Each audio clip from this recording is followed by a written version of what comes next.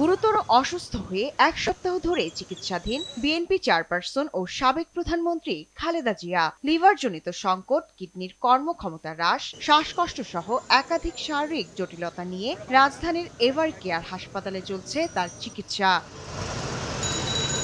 রোববার সন্ধ্যার পর থেকে খালেদা জিয়ার শারীরিক খোঁজ নিতে একে একে আসতে থাকেন বিএনপি সহ বিভিন্ন রাজনৈতিক নেতারা। এ সময় বিএনপির ভাইস চেয়ারম্যান আব্দুল আওয়াল মিন্টু বলেন, দেশি বিদেশি ডাক্তারের সমন্বয়ে চলছে চিকিৎসা। আর এম রশিদুজ্জামান মিল্লাত বলেন, প্রথম দিনে ভর্তি হওয়ার অবস্থার উন্নতি হলেও স্থিতিশীল রয়েছে অবস্থা। খালেদা জিয়াকে হাসপাতালে দেখতে এসে গণ অধিকারের সাধারণ সম্পাদক রাশেদ খান বলেন, গণতন্ত্র প্রতিষ্ঠায় এক উজ্জ্বল দৃষ্টান্ত খালেদা জিয়া। এদেশের গণতন্ত্রের জন্য তিনি সংগ্রাম করেছেন। তিনি স্বাধীনতা, সার্বভৌমত্বের প্রতীক।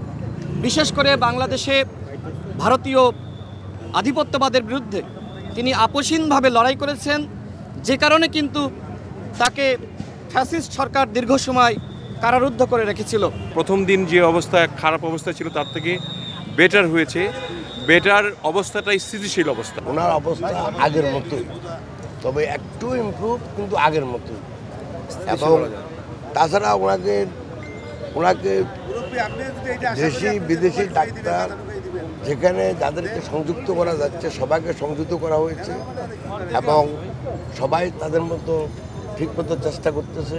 আগামী জাতীয় নির্বাচন থেকে পরবর্তী গণতন্ত্রের রূপান্তর যাতে বেগম খালেদা জিয়া দেখে যেতে পারেন, সেজন্য দেশবাসীর কাছে দোয়া চাইলেন উপদেষ্টা মাহফুজ আলম। খালেদা জিয়ার শারীরিক অবস্থা রাজনৈতিকভাবে না দেখে সবার কাছে দোয়া চাইলেন তামিম ইকবাল। উনি দেশের জন্য কত কিছুই করেছেন, উনি এখন অসুস্থ। আমি এটাই আশা করব আর রিকোয়েস্ট করব সবাইকে যে জিনিসটাকে পলিটিক্যালি ভাবে না দেখে সবাই ওনার জন্য দোয়া করুন যেন উনি তাড়াতাড়ি সুস্থ হয়ে যান। আপনারা সবাই আল্লাহর কাছে দোয়া করেন যাতে উনি সুস্থতার সাথে আমাদের মধ্যে থাকতে পারেন এবং আমরা যাতে এই নির্বাচন থেকে শুরু করে পরবর্তী যে গণতান্ত্রিক রূপান্তর যেটা ঘটতেছে বাংলাদেশে, এই সময়টাতে যাতে ওনাকে পাই। এদিকে রাষ্ট্রপতির পক্ষ থেকে রাষ্ট্রপতির একান্ত সচিব সহ একটি প্রতিনিধি দল আসেন খালেদা জিয়ার খোঁজ খবর নিতে। এ সময় সচিব জানান, বেগম খালেদা জিয়ার শারীরিক অবস্থা নিয়ে উদ্বিগ্ন প্রকাশ করেছেন রাষ্ট্রপতি।